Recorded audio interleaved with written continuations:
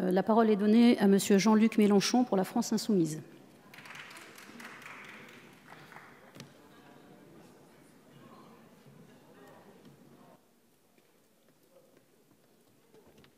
Merci Madame la Présidente, excusez-moi. Monsieur le Ministre, mes collègues, c'est une circonstance assez particulière qui va nous permettre de nous exprimer, non pour nous contredire, mais pour nous compléter. Saisissons-la au bon et je veux le faire. Toutes les occasions pour les Français de parler de la mer et de son importance dans la vie de la patrie sont à saisir.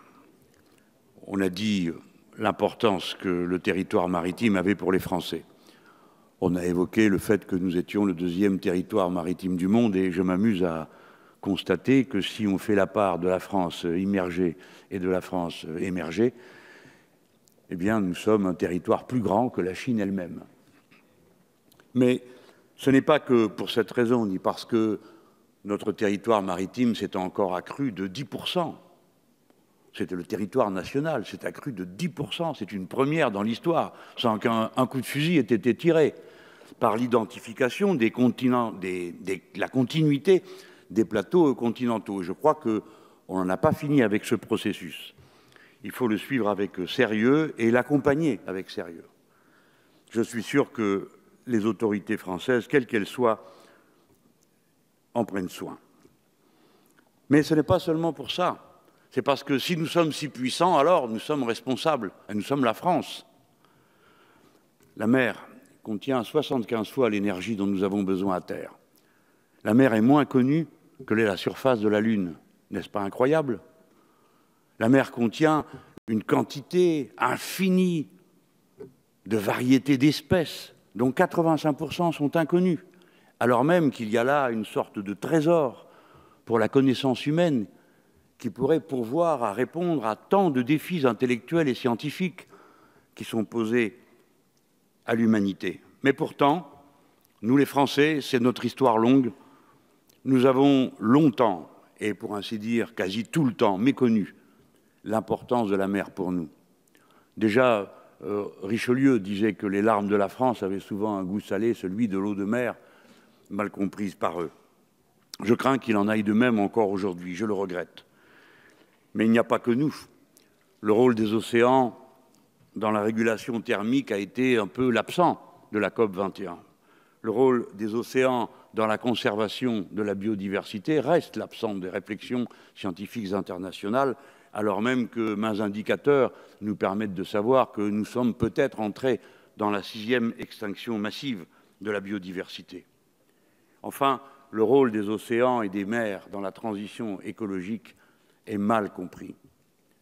Alors que si nous prenons soin de la mer pour en tirer et lui demander ce dont nous avons besoin, et si nous le faisons enfin avec les méthodes qui doivent être celles de la recherche de l'harmonie dans les rapports des êtres humains avec la nature, tirant tous les enseignements de ce que notre temps nous a appris, alors nous aurons soin de la terre. En quelque sorte, l'aval commandera l'amont. C'est pourquoi c'est un si grand enjeu pour nous tous. La mer, en quelque sorte, est la deuxième chance de la civilisation humaine au moment où les signes sont innombrables qui nous montrent qu'elle roule à la catastrophe. Je voulais le dire parce que, bien sûr, nous traitons d'une convention sur la haute mer. Je en parlerai dans un instant. On ne doit pas s'arrêter à ça. Mais notre responsabilité doit être évoquée dans tous ces aspects. Alors, le texte de cette convention nous amène à réfléchir.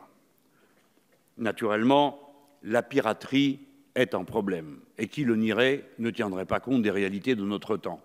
90% du commerce mondial passe par la mer. Et c'est d'ailleurs parce que ce commerce est si bon marché que nous pouvons délocaliser, relocaliser les marchandises et délocaliser la production à bon compte. Le jour où le transit maritime changera de coût, vous verrez que les flux commerciaux le changeront aussi. Il y a un grand intérêt pour nous à nous assurer de la liberté de passage dans les océans, mais surtout à en propager l'état d'esprit. Cette liberté ne doit pas être simplement qu'un prétexte ou un droit de passage à prédation, à vocation prédatrice. Non, non. La liberté de circulation en mer soulève dorénavant des problèmes d'un type nouveau qu'il nous faut étudier et nous, Français, intervenir. Hélas, la fonte des glaciers libère des passages. J'observe avec tristesse qu'on ne discute pas tant de la fonte des glaciers, mais davantage de savoir à qui appartient ce qui est en dessous et qui va pouvoir y passer. Ce sont des conflits qui s'annoncent, qui mêlent les problèmes de puissance avec ceux d'accès aux ressources. La Russie, les États-Unis d'Amérique, le Danemark, combien d'autres sont en compétition pour le passage par les voies du Grand Nord. Et de la même manière, avant même que les territoires soient libérés, on voit se multiplier les occasions de prédation irresponsable.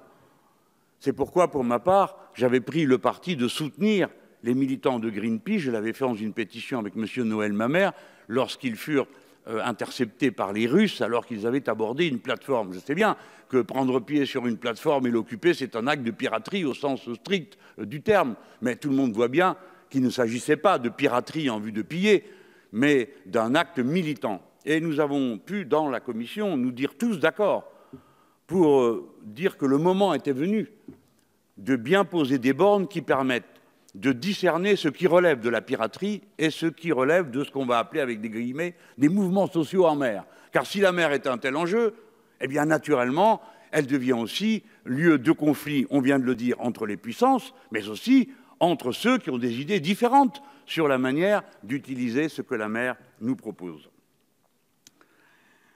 Je veux donc dire que si on doit veiller à lutter contre la piraterie, il faut le faire avec les moyens d'État. Monsieur le ministre, je vous dis, je désapprouve absolument la décision prise par M.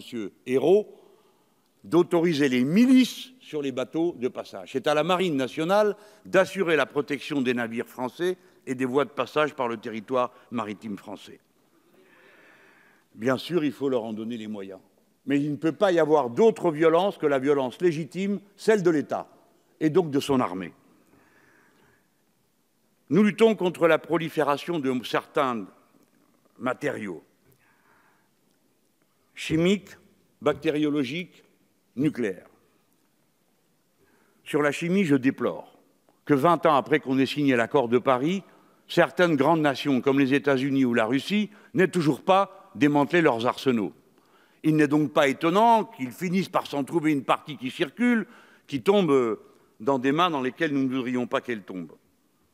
De la même manière, il n'est pas acceptable, à propos des déchets nucléaires, qu'on continue à autoriser ou à pratiquer le déversement en mer de déchets qui ont à voir avec la pollution de la radioactivité. Un rapport de l'Union européenne établissait que les déversements en mer opérés par les centrales nucléaires européennes équivalaient à un accident nucléaire majeur par an. Non, ce n'est pas acceptable.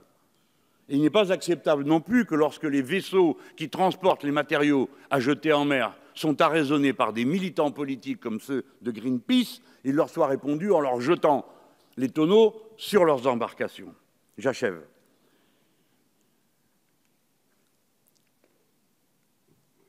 Nous traitons des grands fonds et du grand large. La France doit agir avec la plus grande fermeté pour que s'ouvre une discussion à propos des droits juridiques applicables à ces espaces. Aujourd'hui, c'est la res nullus, ou presque. Comme c'est à personne, personne ne s'en soucie, ni n'a le droit d'y intervenir. Le monde est ainsi fait puisqu'il se resserre, puisque la population est toujours plus nombreuse, puisque 8 des grandes métropoles mondiales sont sur les bords de la mer, puisque 50% de la population mondiale vit au bord de la mer. Alors tout ce qui concerne la mer doit relever de la régulation internationale. Et c'est à l'ONU de s'avancer. Je ne suis pas d'accord pour qu'on voit 25 autorisations de prospection dans les grands fonds données par un comité de l'ONU dont les normes ne sont pas stabilisées et auxquelles nous, Français, nous ne participons pas assez. L'exploitation des grands fonds ne doit pas être abandonnée à la logique du Far West. La loi, la régulation internationale, l'ONU doivent intervenir. Voilà, Monsieur le Ministre, mes chers collègues, les enjeux que je voulais placer. J'ai proposé que notre commission des relations internationales crée une mission ou un rapport. Ma foi, je ne pensais pas qu'on m'en trouverait indigne. Pourtant, je note que nous n'avons qu'un rapport sur 103. Eh bien, peu importe qui mènera ce rapport. Je pense que la représentation nationale doit se saisir de la question des grands fonds, car c'est dans les grands fonds aussi que commence le respect du territoire national des Français et de leur espace maritime. Merci.